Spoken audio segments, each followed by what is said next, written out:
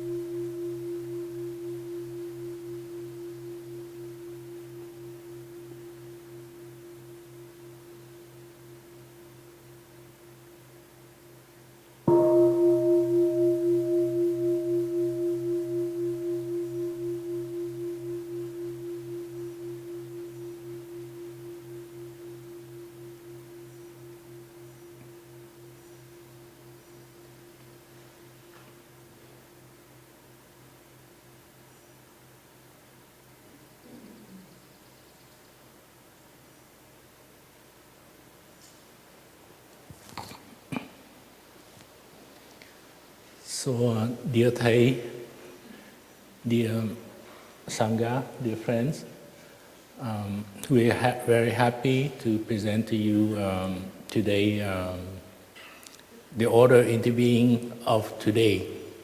And if you know, the order being of today, the present moment is made of the past. And I think many of the items has already mentioned yesterday with Mr. Ratner and Thầy Pháp Lạc. So I just want to introduce the panel to you. Sitting on the far right is Richard Brady. He's one of the senior lay Dharma teacher. Like from yesterday we saw the ordination year that he was ordained.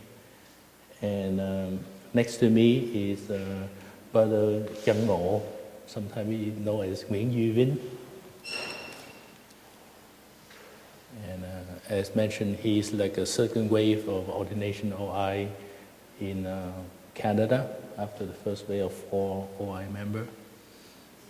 So he's one of the senior lay Dharma teacher who can give us a lot of insight about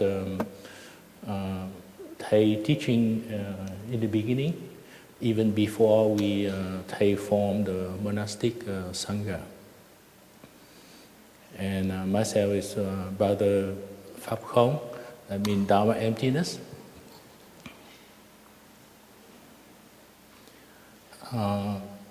So I think the organizer asked us to share a little bit more personal story, not to get too more into administrative organization and so on.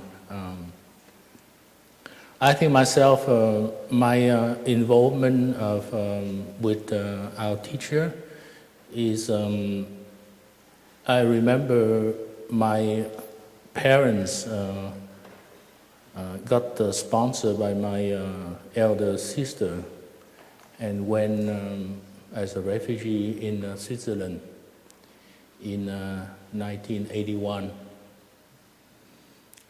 So I would start to come to visit them during my vacation.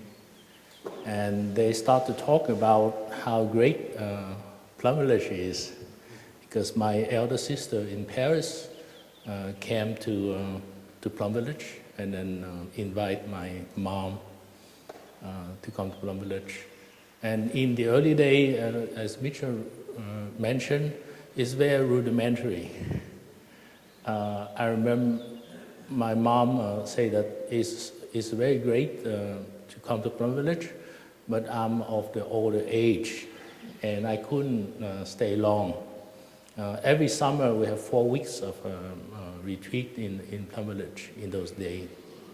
And at the beginning, a lot of Vietnamese come, and later on, some Dutch and some Americans came. There are very few French, except a few neighbors who kind of know us, kind of thing. So I come to visit my parents, and they take me to a Vietnamese temple in Equiblon, which is a little bit outside of Lausanne.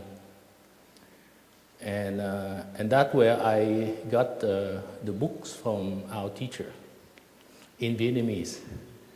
And my mom donated to me the book, The Miracle of Mindfulness.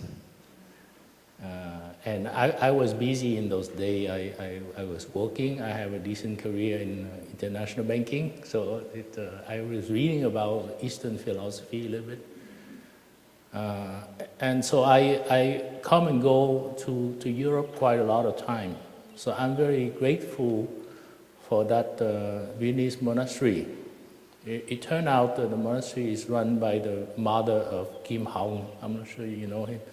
And her husband is Tuấn, who is the grandson of Sister Thong Nghiêm.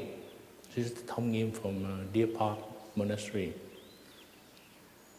And also there is the sister number 10, I think. I think Sister Chân Khong is number 9. I don't remember sister number 8, number 10. And sister number 8, yeah. Cô Tám, yeah. And Bùi Sam is the son of the sister number 8. I think he received the lamp along with me and John Bell. I'm not sure he's around here at the same time. I think remember. And I think Kim Hong also received the transmission of the lamp at the same time with me.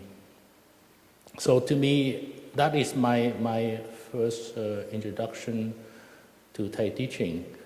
I grew up in Vietnam. I was born in 1955 in Vietnam. Lived through the war the whole time until I jumped the boat as a refugee in 1975 and came to the US. But I did not know anything about the activity of Thai because the media and so on was really blocking and we didn't hear that much. And there was a lot of screaming people do different things.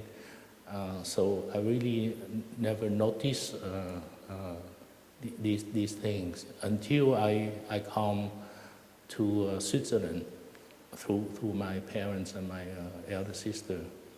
So I was reading on and off the book, and then in 1992, I saw a poster on the board, and it said that Thich Nhat Hanh is giving a public talk in Philadelphia. I think Mitchell mentioned about it. And it turned out my friend David Dimak probably spent the winter retreat with Mitchell, I think, in 1991. And when Thay came in 1992, he invited our teacher to come to Philadelphia. So he was giving 2 public talks. One at I think it's one in a hospital on Broad Street for English speaker, and one for the Vietnamese speaking crowd at the Friends Center in 15 and Cherry. So I thought, hey, this is the author of the book that my mom gave to me, and it's for free, so I got the chance to come and listen. And I met at that time Sister Chân Khong, Sister Hiếu Nghiêm,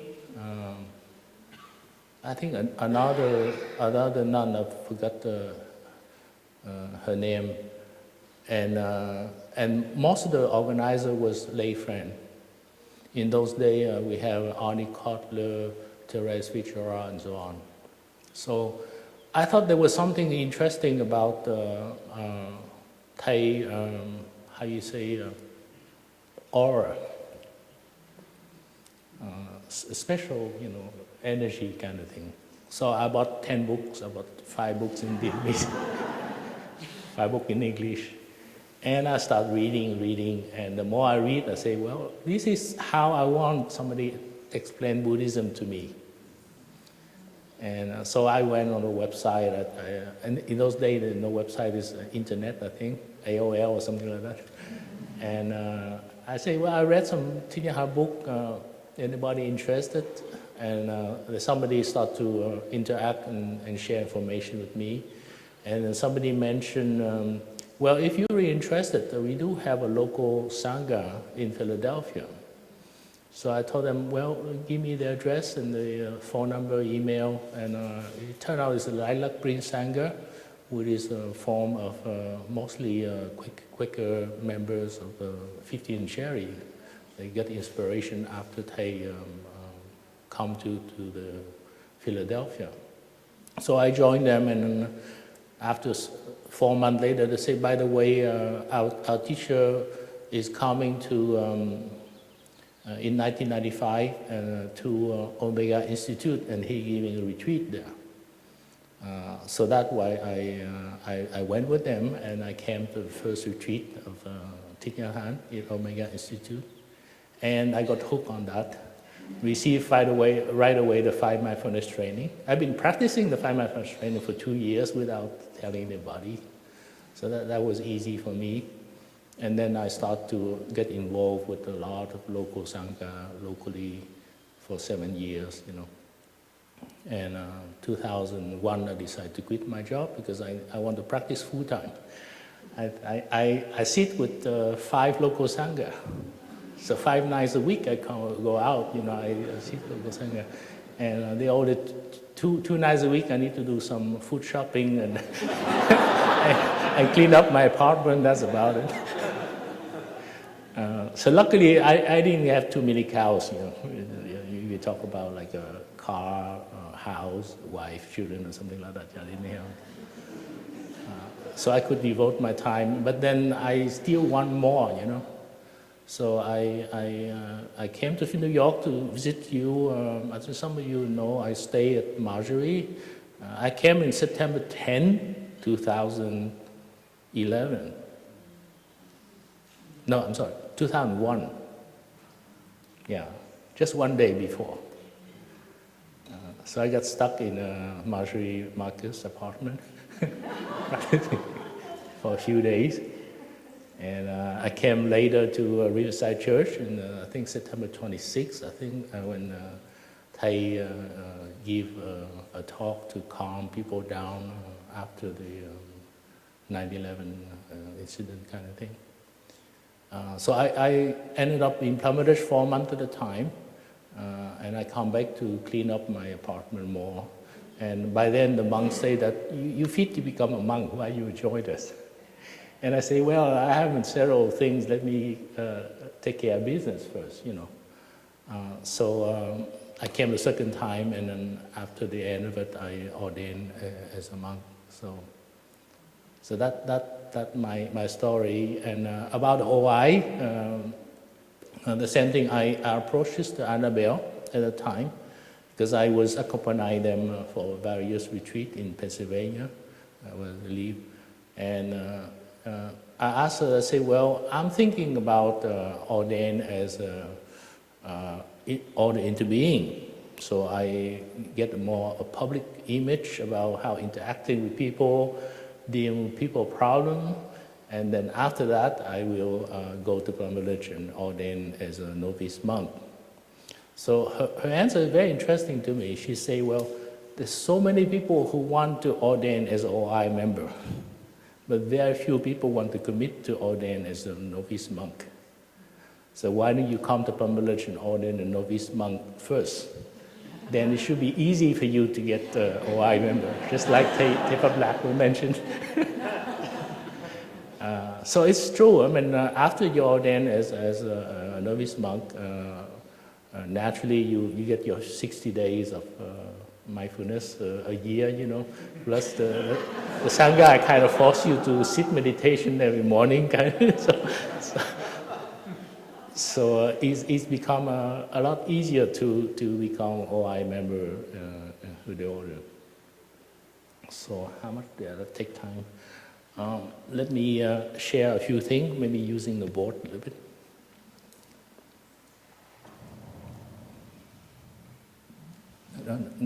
Not this one yet. I will take care of it. I will take care of it. Yeah.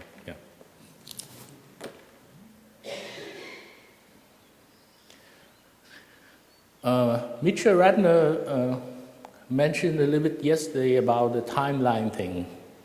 And I was thinking about contributing, but I know I have my time today, so I don't have to worry. The timeline is very interesting, so a little more clarification.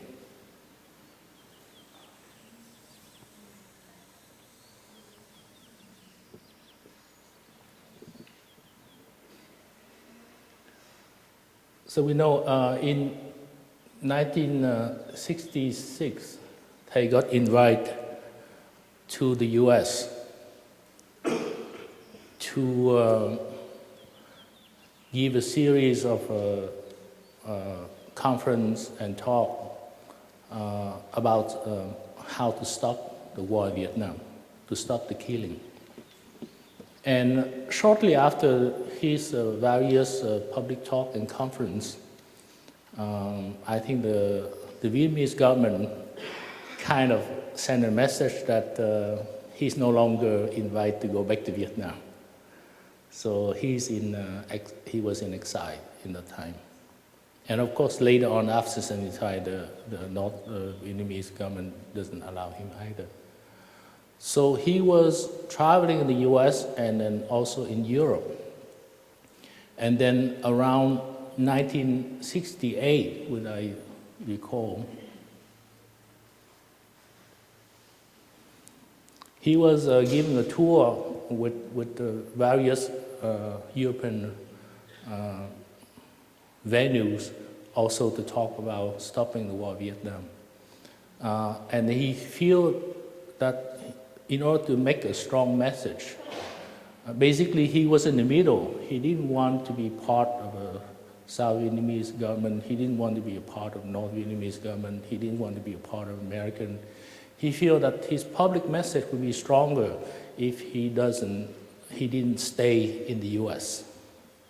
So he asked asylum in Europe, especially in France. So since he had moved there, and Sister Khong was doing her PhD thesis in Paris, and later she joined. And this is basically, Chân Ngộ has mentioned about it. Sister Khong has written 4 books. It's very thick. And this is book number 2. And basically she said, my 50 years following Thai teaching. And this is great, they have so much information. The only thing is, she writes almost like a journal. So the timeline is kind of, you have to pick up a little bit here and there, so it takes a long time to decipher. And hopefully, if somebody can volunteer to translate in English, so it will be...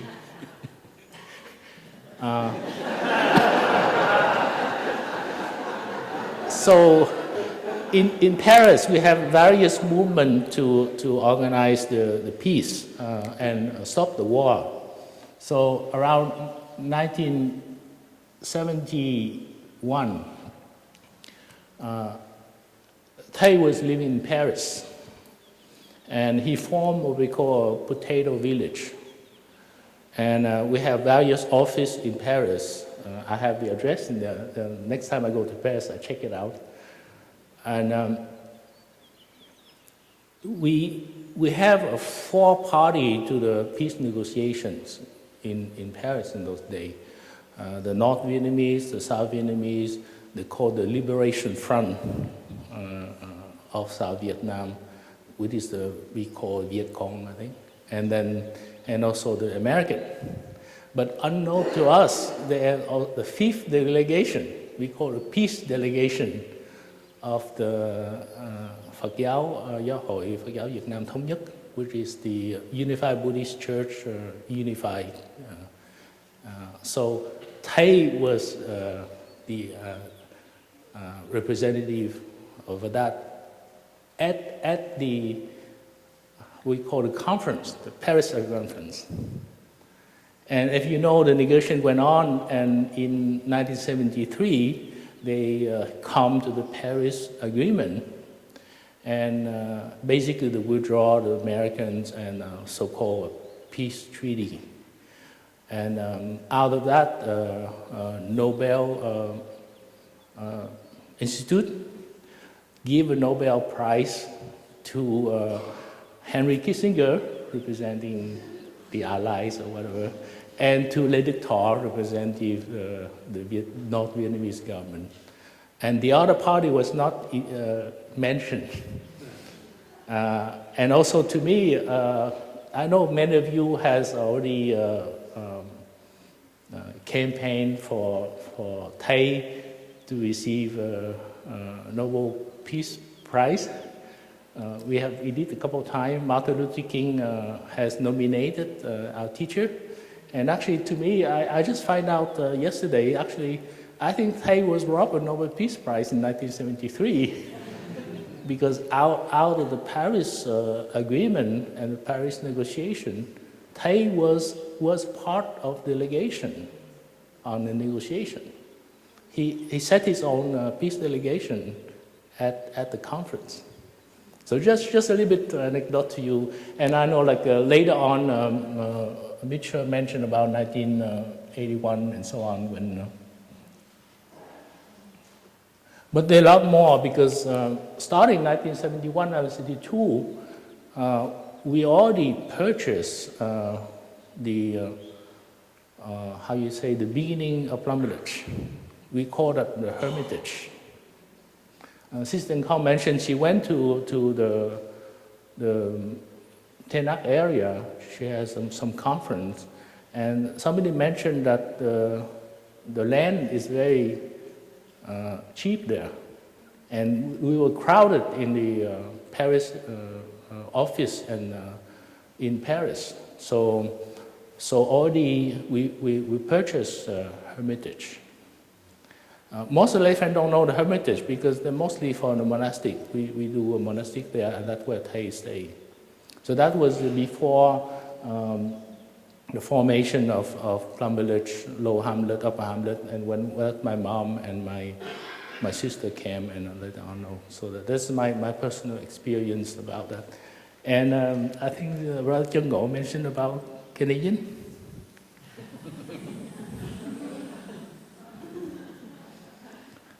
So we have a bishop.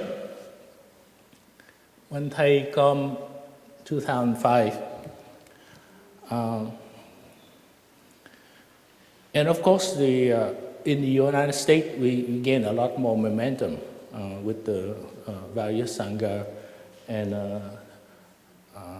we already established Maple Forest Monastery and Green Mountain Dharma Center. And Thầy Pháp Lạc, who was sharing, actually he was one of the first monastic at Maple Forest Monastery because he ordained in Florida and he didn't have the paperwork to go to France, so they set him up there. So that he was one of the pioneers of Maple Forest Monastery, which we closed and we moved to Blue Cliff Monastery in 2007. So at least I can speak for Blue Cliff Monastery. We never abandoned Canada.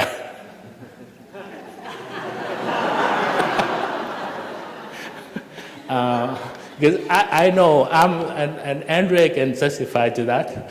I come 2006 to Maple Forest Monastery, to Maple Village in those days.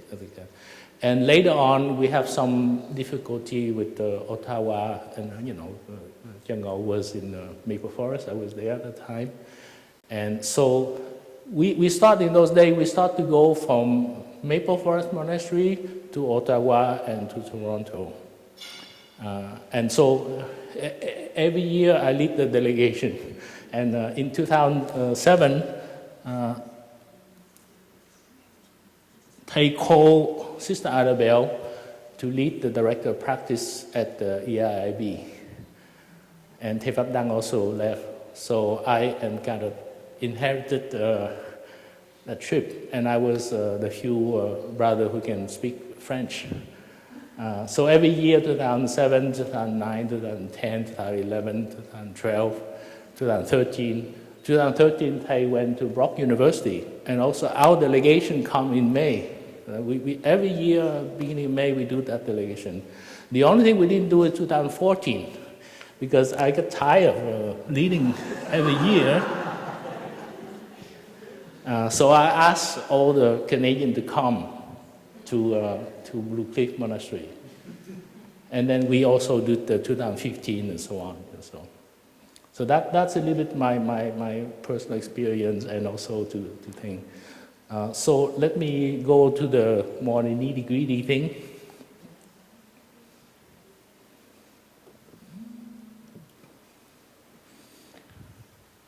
So we have so many areas to talk about. So we need to kind of restrict ourselves to certain area.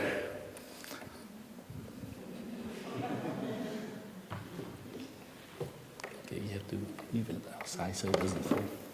Yeah. Okay. So for our presentation, we're thinking about 3 parts. So the first part is to go back to the basic. What is so special about Plum Village teaching versus other teachings? I think this is really important because nowadays mindfulness is being taught everywhere. So to me, I'm just going to briefly mention because Brother Ngo will take care of that part. Mindfulness is not just a tool, it's a way of living, a way of being.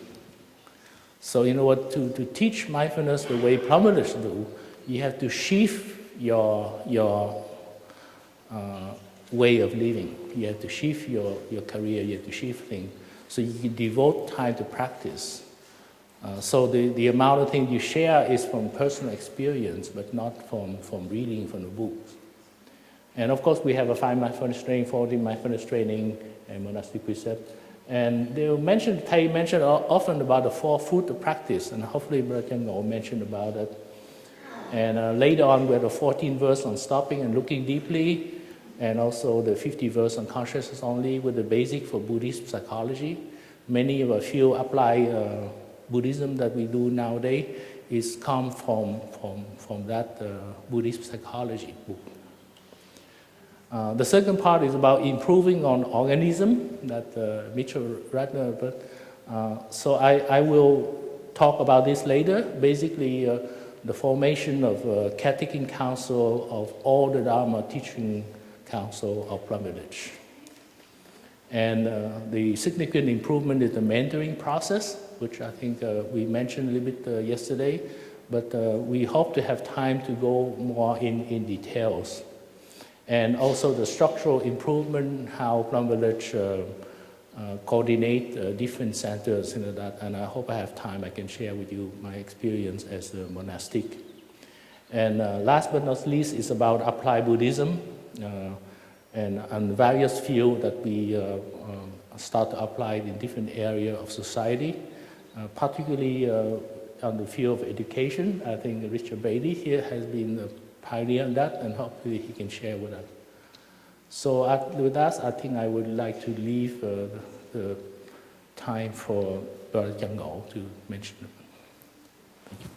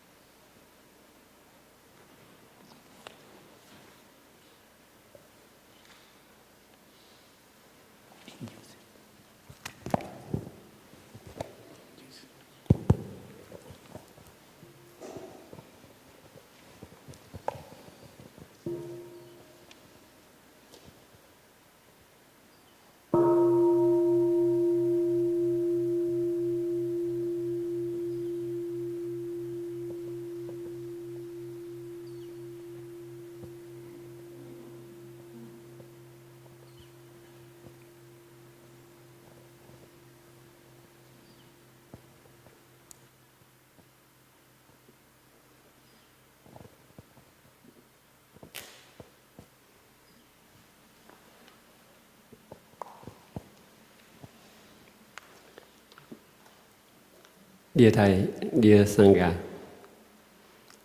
dear friends, first of all, I would like to present a deep bow to all of you, expressing my deep gratitude to all the wonderful moments and the unforgettable memory that I will bring back and keep for the rest of my life. My first moment with Thầy was also unforgettable, but was scary moment. Because at that time we were so new to the practice. A few brother and sister went to Plum Village in 1983 and then invited Thầy to come to Canada. They are now practicing in California. Anh Toàn và chị Quyên. And in 1984 I had a chance to be in Plum Village. I read Thay's books for years during the time between 1968 and 1970. I was lucky friends sent me books such as Đạo Phật Ngày Nay, Today's Buddhism, Đạo Phật Hiện Đại Hóa, Actualized Buddhism, Đạo Phật áp dụng vào đời sống hàng ngày, Buddhism applied to the daily life. And it was not the same Buddhism I was taught at school, and it was not the same Buddhism my mother practiced. It was a kind of devotional Buddhism, believing in the Buddha like a divine power, and you come to pray and you bargain for some good blessings. So before each exam, my mother brought me to the pagoda and asked me to pray and to inquire for help to pass the exam. So, but I still have to work very hard to pass my exam. And at that time, when I finished my study in Canada, my mother passed away. So it was for me creating in me a lot of remorse, because as for all Vietnamese growing up at my generation, the how you call it, the filial piety, la piété filiale of the children toward the parents, is something heavily taught in the Confucianist teaching. And we have to do something, we have to pay back. I could not pay back, so I had this remorse until I met Thầy. It was totally transformed.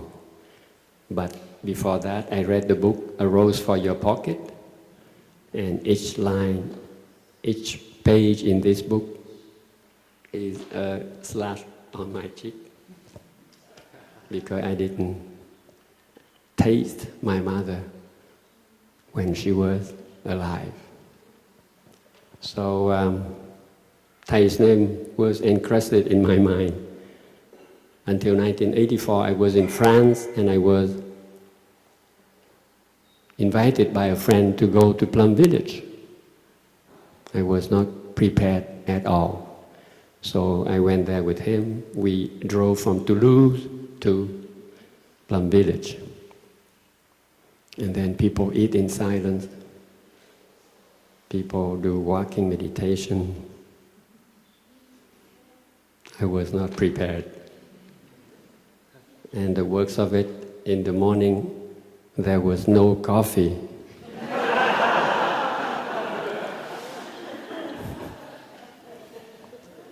So I told my friend, I don't think it's for me after 2 days. And he said, if you leave, I will lose my faith, Vietnamese way, because he brought me in. I shouldn't do it. I should stay until the end. So we arrived at a compromise. 6 o'clock in the morning, he waited for me in front of the Sangha, the low hamlet, and we sneaked out for a coffee in Duras. So I learned very young to know how to play hooky. And then that was the compromise for me to stay until the end. And then all in a sudden, after a few days, I got like a click, maybe one fraction of a second of a bliss. And I know that this practice is good for me. So we came home and I accepted to come in 1985. It was the first retreat ever in Canada. And we don't know how to invite the bell, we don't know how to chant. You know, the chanting sutra, especially the Prajna Paramita. We were like almost zero.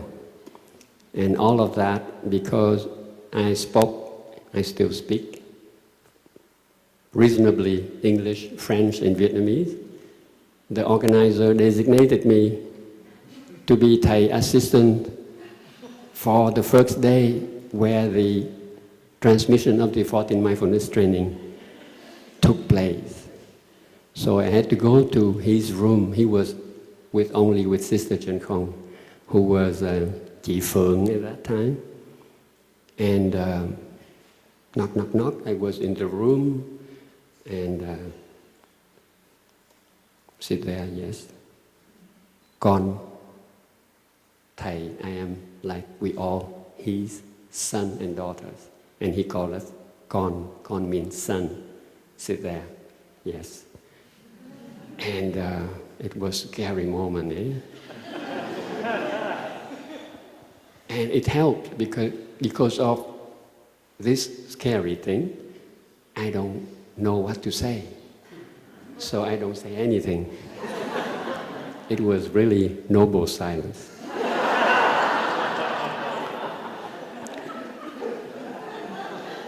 And you could put out a stupid question, you know. Dear Thầy, why the Bodhidharma chose to go to China?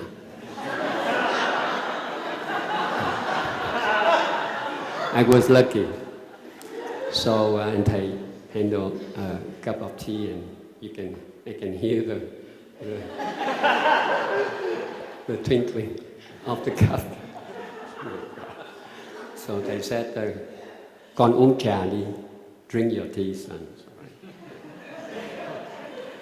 And then I had to invite him out and walk with me to the meditation hall where everybody was waiting at 6 o'clock in the morning. And you can imagine how I walked in front of him. And I had my incense. And the sweat coming.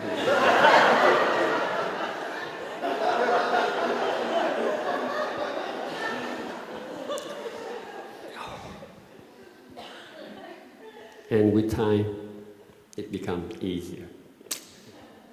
We had wonderful time later on, but then to get access to Thầy becomes more and more difficult and rare.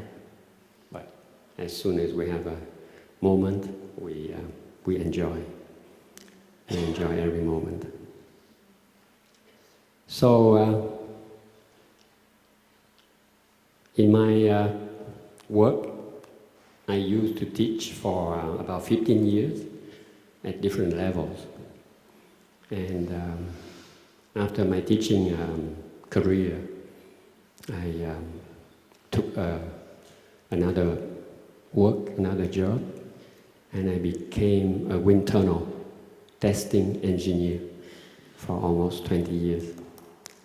And I had a lot of American clients. Almost 90% of our clients come from the US. Wonderful world. We test bridges, the Tacoma Bridge, if one day you drove on it. The second one parallel to the first one. It was tested in Canada. The Boeing C-17 Global Master was tested in our wind tunnel. All the Boeing wings were also developed in our wind tunnel. So it was wonderful. But the most memorable one was the one from North Carolina. Anyone here come from North Carolina? Oh, wow. They have very cute accent.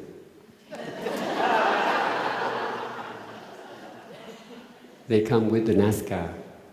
NASCAR racing car was born in Mooresville, and that, how you call it, the headquarters of all the racing cars. So they came with their cars, and we asked them, what concerns you the most? And they said, it's all about speed.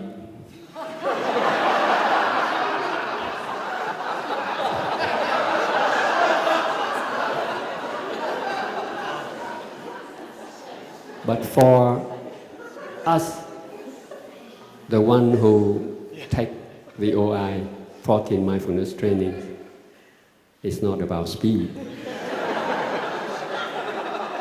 It's about mindfulness. Mindfulness is our life.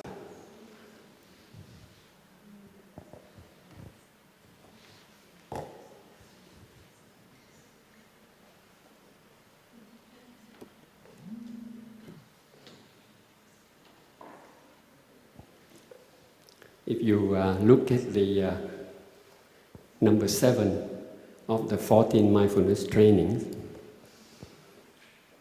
it is about dwelling happily in the present moment, isn't it? This is really a strong mindfulness training. It is about mindfulness. So mindfulness is part of our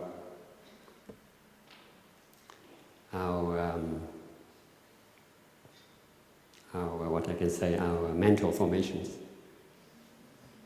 Today we'll introduce some teaching for you in Vietnamese.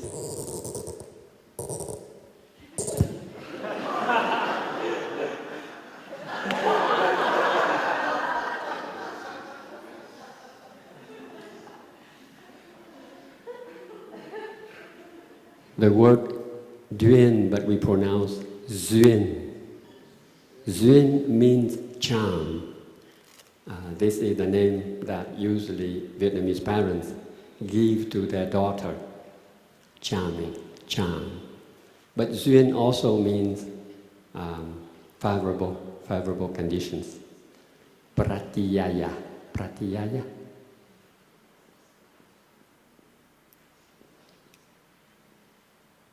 In Sanskrit.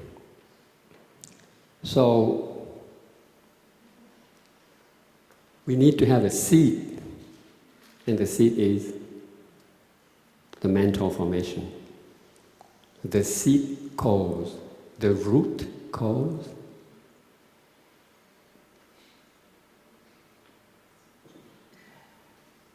which is our capability to be mindful. And the root cause in Vietnamese is called nhân duyên.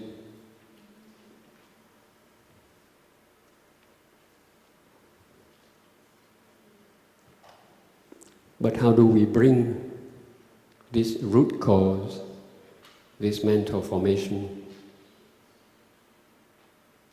to bloom, to be activated? And we know that with the teaching that we receive, the condition, the next one, which is very important, is called the object condition.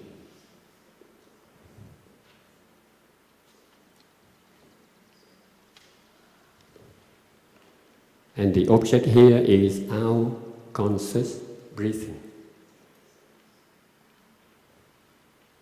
By being conscious with our breath,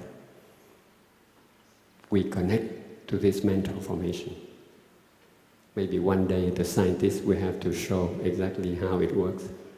But we as practitioners, we know that, we feel that. So the object here is the conscious breathing, our breath.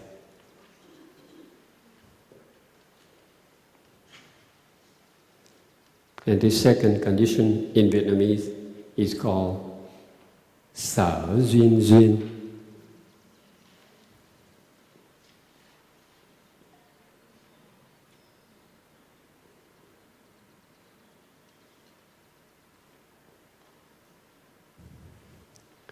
So now we have two conditions. And how do we make the wheat to grow? How do we make the rice to grow? We need conditions for development, which is the third one.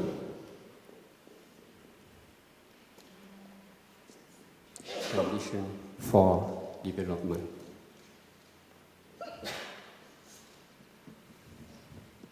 And the condition for development, there are several, and we go into it.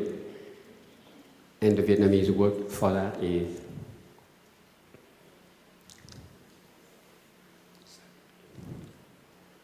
tăng thượng duyên.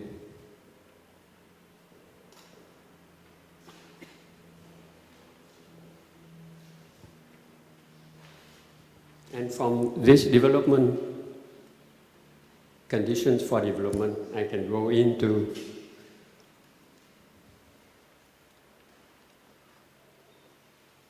that a bit deeper to present the Plum Village Dharma door.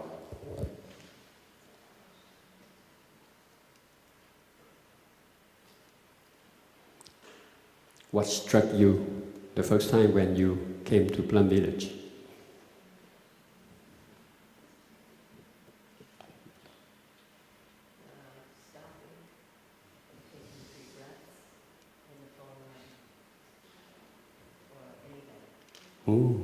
See? The sound of the bell.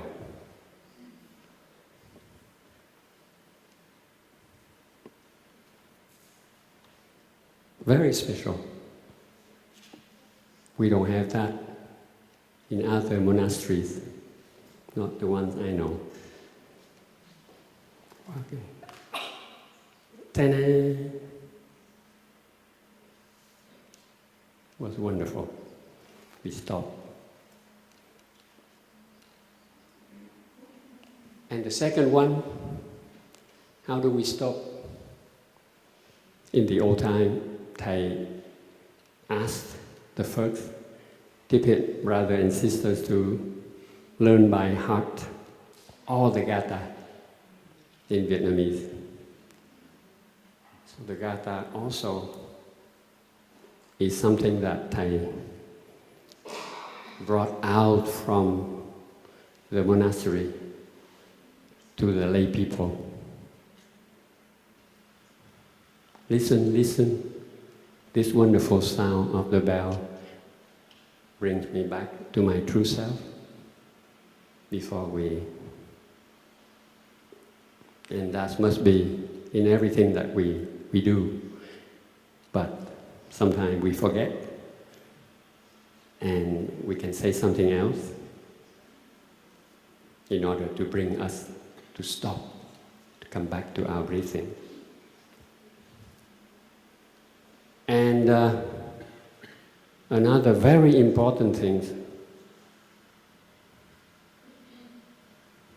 is the Sangha building element.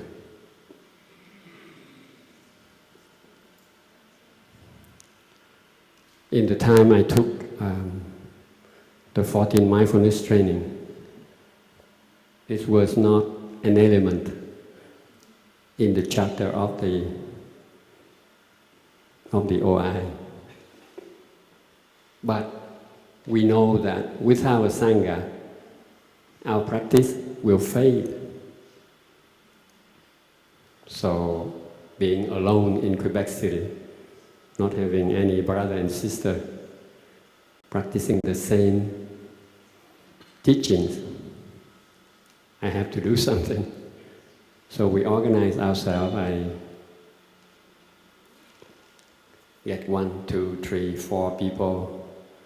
We had a small room in a school, free, and then we pull out the cabinet and we take the Buddha statue out, and we have the anta, and we have the cushion, and we start to learn how to sit and to walk. And when we finish, we put everything back in the box, and we...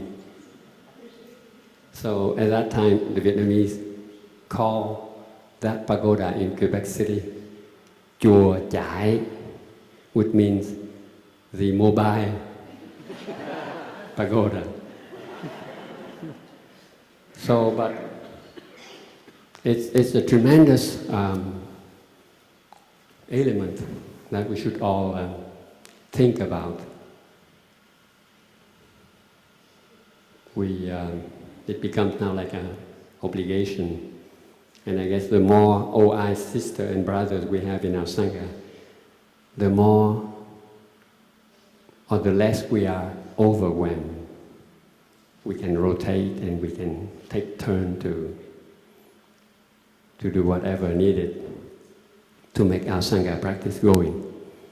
Organizing a retreat. Wonderful when we come together and we become more and more organized. So Sangha building is something we should all reflect on. Because if we become overwhelmed, it's not good. We should know our limitation, and in order to make it work. And a successful Sangha, a good Sangha, a wholesome Sangha must have two wonderful characteristics. The first one is the brotherhood or sisterhood, and in Vietnamese we call that tình huynh đệ.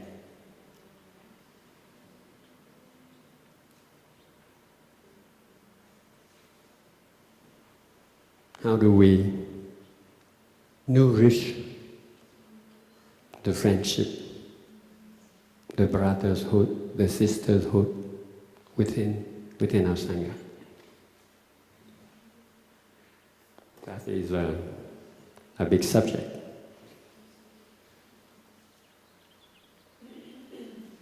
When one monk in the Buddha's time fell sick, the Buddha, I think, was on an alms round, and when he heard that, the monk was left alone in his room or his hut.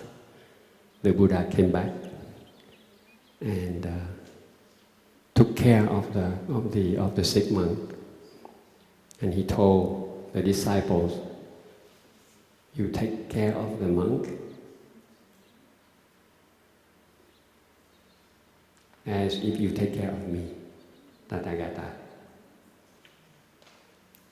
So, how do we do to nourish this friendship, which is very important? And then the second characteristic, which is also could be the result of this friendship,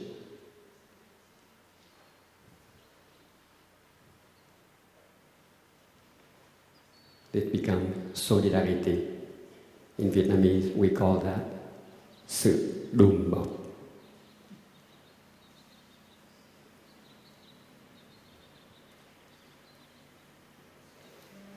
We have to help each other.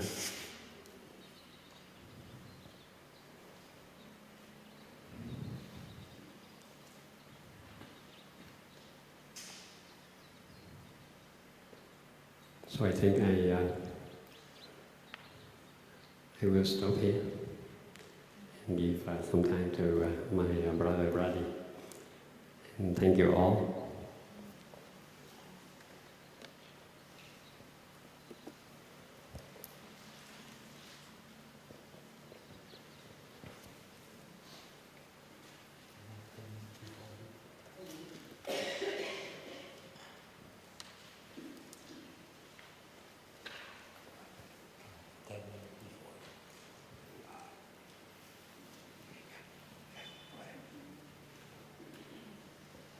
So dear Thầy, dear friends, we have a lot of material to cover, but I want to give some time for Richard Brady to share too.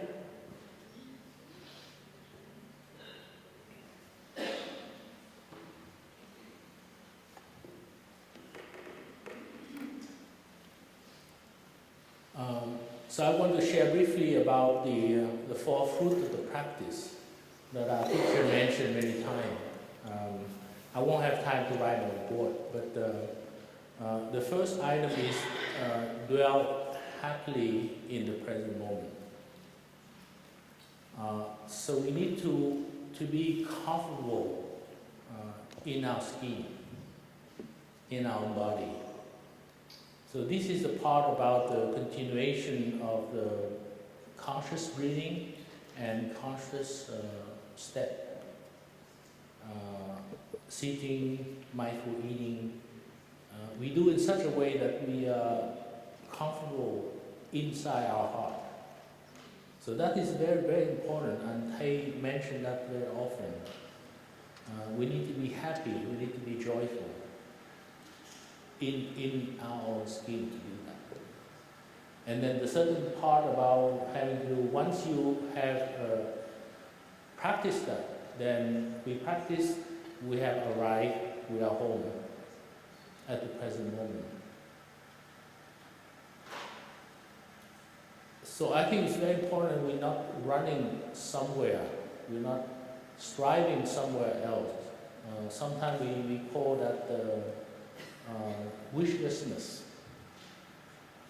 that we're not looking for anything else. We already arrived and we are dwelling happily.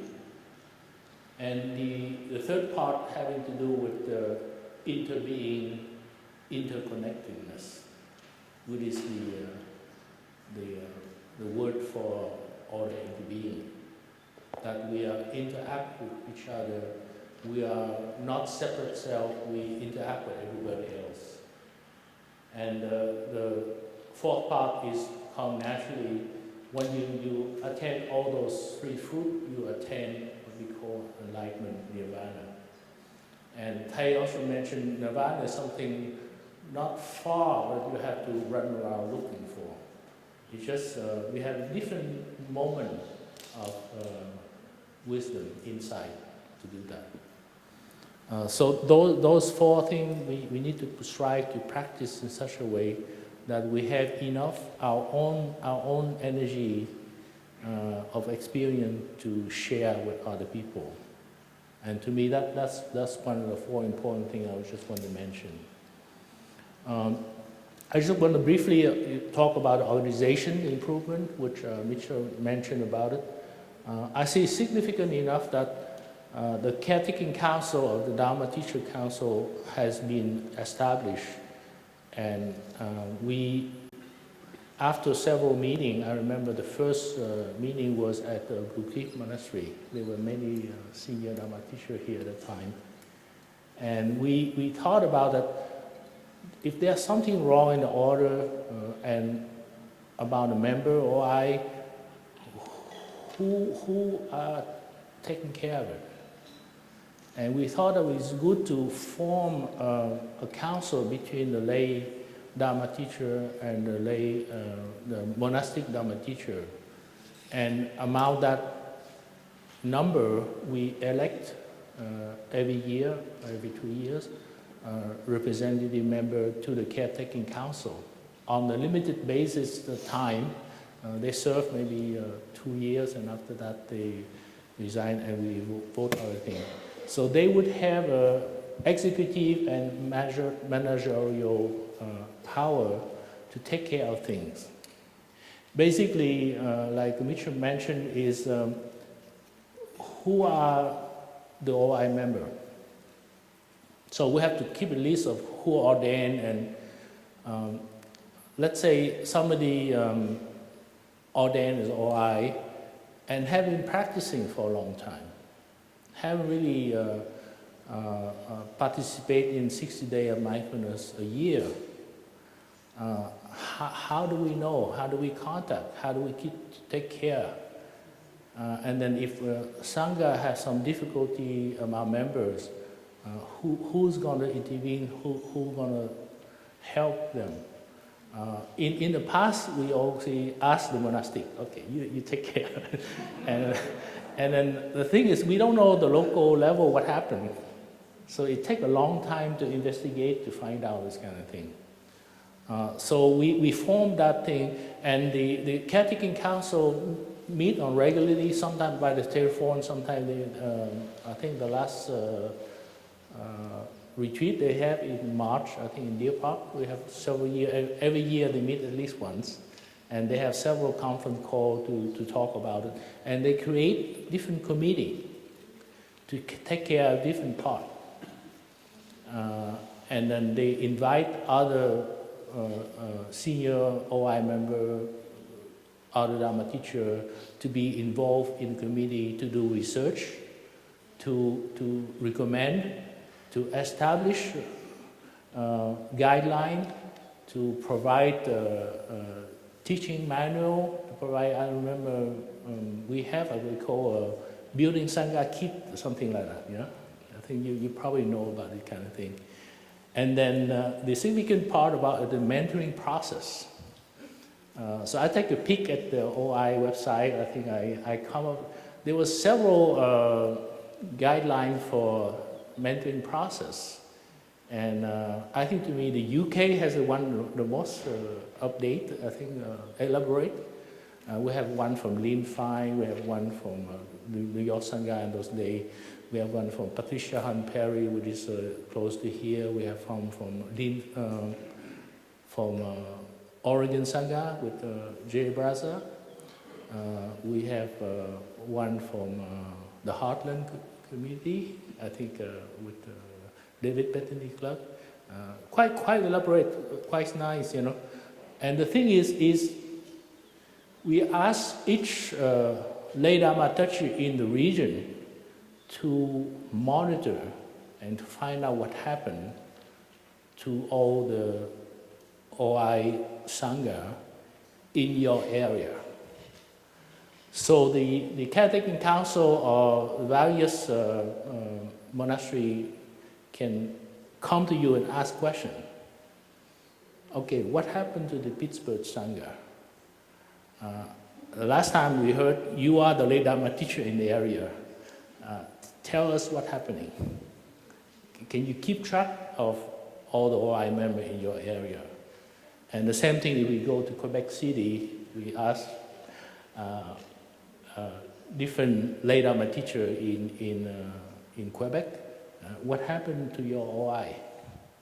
Have they been practicing well? Have you been in contact with them? So shepherding and recommending is very, very good. Also in the past, like Mitchell mentioned, we help people to receive the 14 mindfulness training. And there was a very rightful effort, but then after the member ordained as an OI member, and sometimes they can be remote area, we kind of leave off and go on to do other things. And then without resources, without checking with the person, so many we live in a society, we have a lot of problem here and there, like divorce or things like that. And then people kind of lose the practice. So this is very important for the mentor in the process. Is you are the mentor for life. You know what? You are responsible for your mentee. And this is something I learned new is I think before you happen to pass away, I think it's good to assign a new mentor to your mentee. So there is a continuation. And then in Plum Village tradition, we have what we call underground mentor. So sometimes you assign to a mentor and you're not comfortable having a relationship, you can also ask another mentor. So every time I go to another center, I have another mentor. My original mentor is Thầy Pháp Ấn, which is the Dharma seal from Germany. So I just want to briefly mention about the applied Buddhism. We have involved in many fields in the society. Basically, education, we have a European Institute of American Applied Buddhism. We have the Asian Institute of Applied Buddhism, which is in Hong Kong. We have a health professional retreat. So if you look at Blue Cliff, we have been quite active. We have a schedule for 2016, and almost every month we have a retreat. And it has to do with different field of profession that we help to apply mindfulness. Particularly, we have a law school and social justice, which is very dynamic to come here, sometimes 2 or 3 times a year, not just one time a year. And we come to various areas like World Bank Congress. In Bhutan, we help them with the government set up a general national happiness factor. We come to the Vatican to help with the declaration against anti-slavery along with the Pope. We came to Congress. We formed a wake-up movement. Hopefully we have time, maybe the wake-up group can mention something about it. And we have a special tour, like a South American tour, Asian tour. Lately we have a Viet wake-up tour. And last but not least, have to do with education and mindful school. So I'd like to leave the microphone to Richard Brady to share with it. Thank you.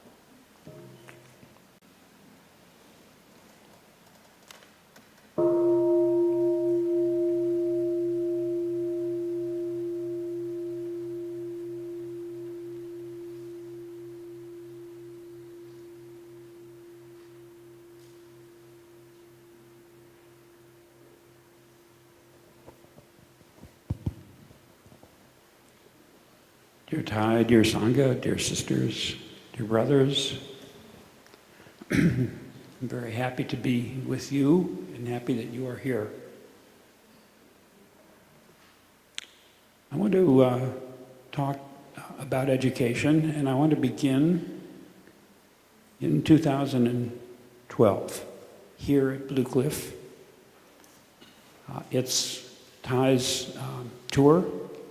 I'm here as a participant, and several things have just happened that have left me in a position of confusion.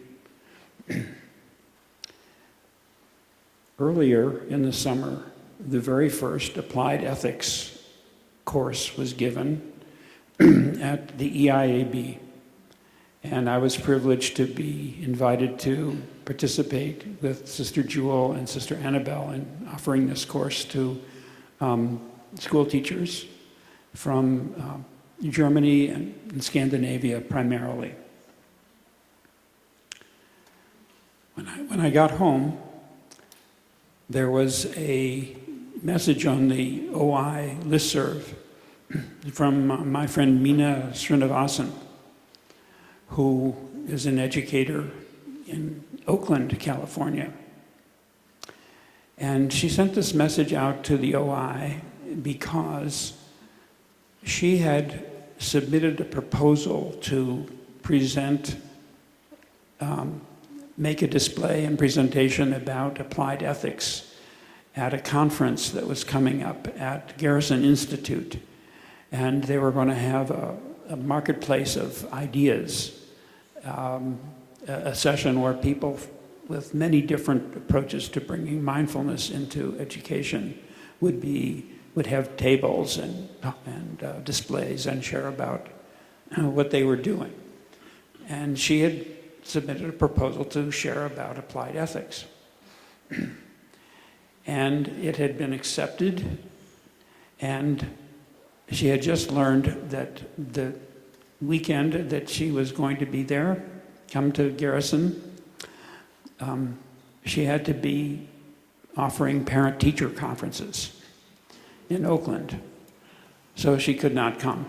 So she asked whether there were any sisters or brothers in the OI who could take her place at Garrison Institute. I thought, well, I've just been involved with the very first applied ethics course. Maybe I would be a good candidate. And our friend Rob Wall from Maine also volunteered.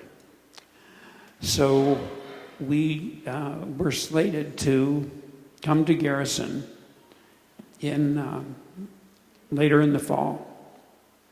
And I was here, and I had this question, which is, what is it that I present at Garrison?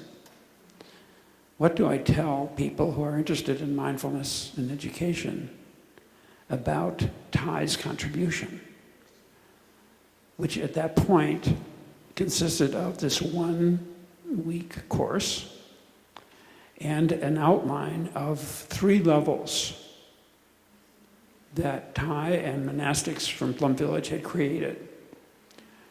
They said applied ethics had, the first level was a course for teachers to learn how to take care of themselves.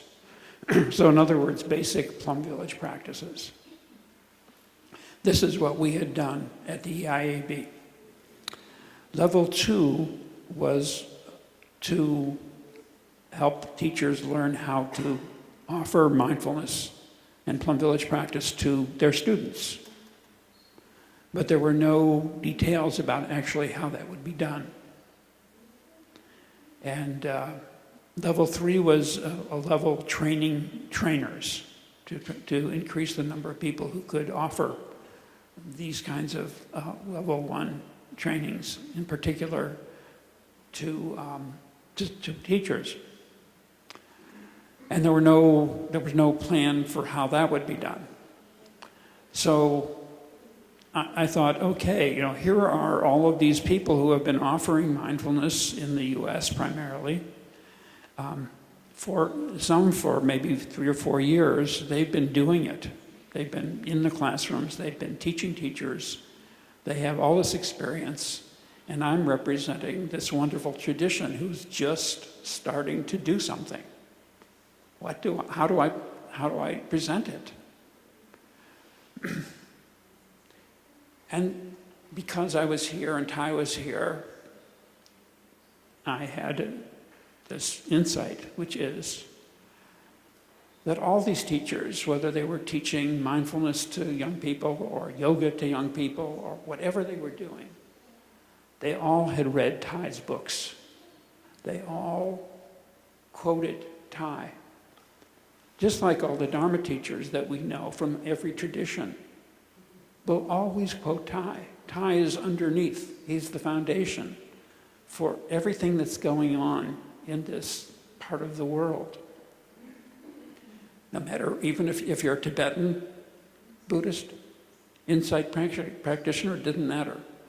So I thought, the way to present Thay is as the foundation. And really, what would be ideal would be if all of these people who are at Garrison, who are leaders in their particular organizations, would come to Plum Village and would learn Plum Village practice and would deepen their own practice in that way.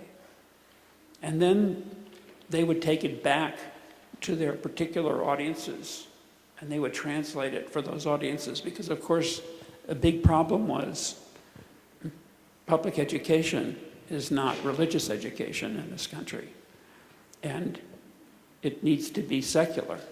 And so there's a problem about translating, about Plum Village practice and people in robes coming into elementary schools and teaching about prostrations.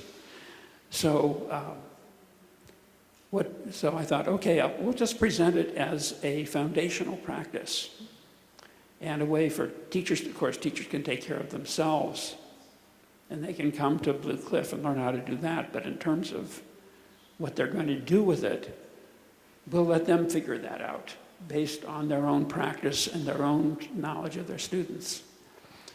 But what we want them to know is, what is Plum Village practice? So we created a board, and it had the 5 mindfulness trainings on it. And it had actually some quotes from the teachers who had been at the EIAB about the depth of their experience there. And it was clear that this was not just techniques for them to take back into their classroom. That's what we wanted to avoid. And that's what Thai told us later. It's a path. It's not techniques for improving attention, techniques for stress reduction. It's much more than that. So we wanted to get that across. And we had copies of the new book, at that time, Planting Seeds, that that quickly sold out in this booth. People just thronged about the booth because they wanted to know what Thai had to say for education. And Rob and I wore our brown jackets for our presentation because we wanted to make a statement about, this is not about going into a classroom. This is about going into a monastery. It's about bringing the monastery in some way out to young people. So that was our presentation, and following that, there were retreats and there were courses given, again at EIAB, at Plum Village, in Madrid, in India, in London. And then there was the big retreat that Thai gave for educators in 2013 in Brock University, where 800 educators from all over, a lot from Canada, came to experience Thai's teachings and learning how to apply them in their own lives. But still, there was the question of, what about level 2? What about actually bringing it into the class, bringing it to our students? What does that look like? And so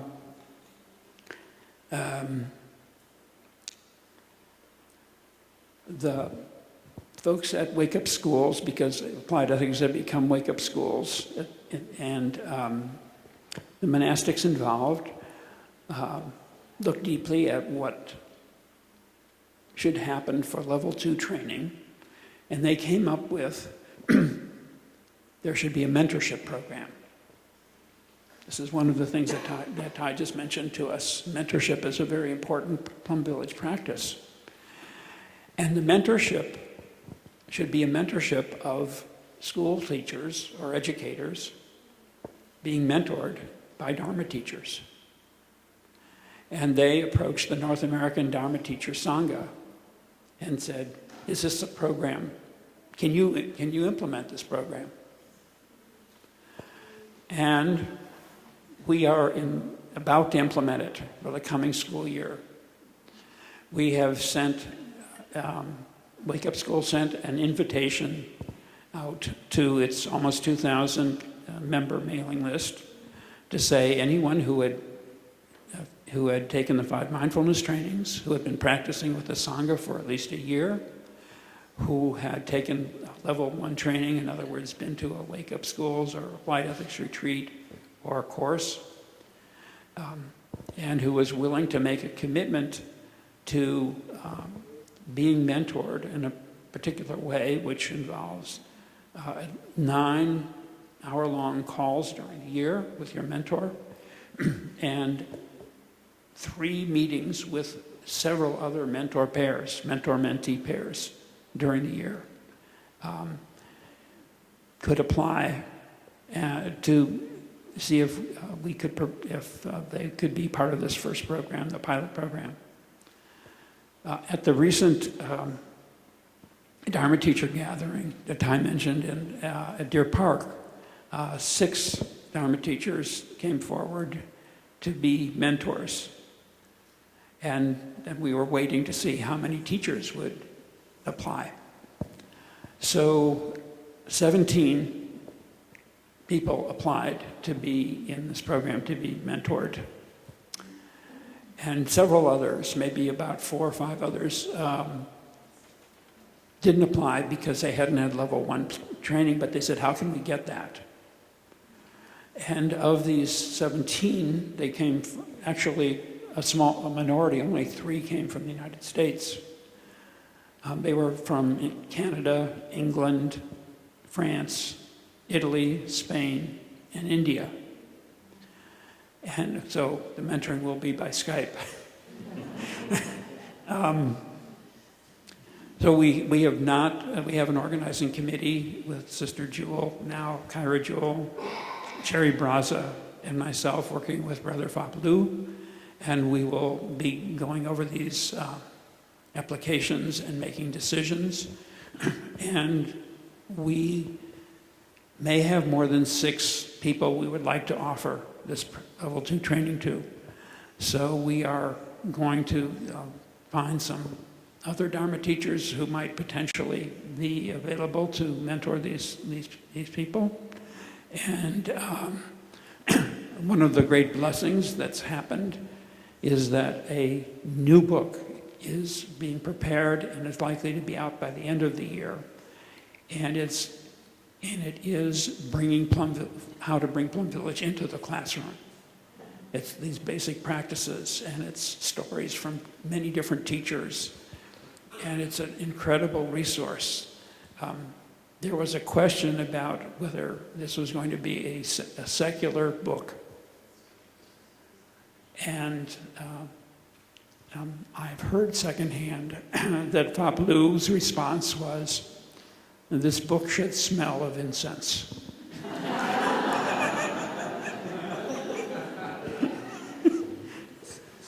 So we will have 11:25. We have 5 minutes. We promised to end at 11:30. So we'll have advanced, be able to print advanced copies of this book to give to the mentors and mentees, so that they'll have them to actually draw on, as they figure out how to present different Plum Village practices to their students. So I want to, and then of course it's going to spread, just like the Youth of Social Services spread tremendously from that small core group. Many teachers will eventually, well, many of them will buy this book, even if they're not part of the program. But then more and more will come to the program. So we need you, OI members, to get involved because you can be trained if you're interested and become mentors. This needs to be, it is a worldwide movement, as I just said, the applicants demonstrate. So I want to close by going back to 2001. In 2001, Ty actually gave 2 retreats on the East and West Coast, 1 on each. And he invited educators to come specifically reached out to educators. They weren't for educators, but many educators came to both retreats. And we had meetings of interest groups for educators at both retreats. And the one thing that came out of it was that these educators were desperate to be in touch with other educators who were bringing mindfulness into their work. Because at that time, nobody was doing it, and they were the only one in their school, the only one they knew. And so we formed a listserv called the Mindfulness and Education Network in 2001. There were 3 OI members who organized it, Jerry, Lynn Fine, and myself. The listserv had 78 members on it. It now has over 1,600 members all over the world at every level of education, from every tradition that involves mindfulness. It has had 9 conferences, 9 annual national conferences, mostly at universities. It has a website, and the website contains videos from almost all the conferences of the speakers, including John Kabat-Zinn and other notable speakers. We have avoided monastic speakers in brown jackets, although there are 3 members on the board who wear brown jackets that they don't wear to board meetings. Because this organization is not it's an organization for everyone. And I'm going to put out flyers about the organization in back at the end. And I want to invite you, if you are interested in education, or if you have friends in your sanghas that are teachers, are interested, invite you to get involved and spread the word. And there will be an educators retreat here at the end of July. Thank you.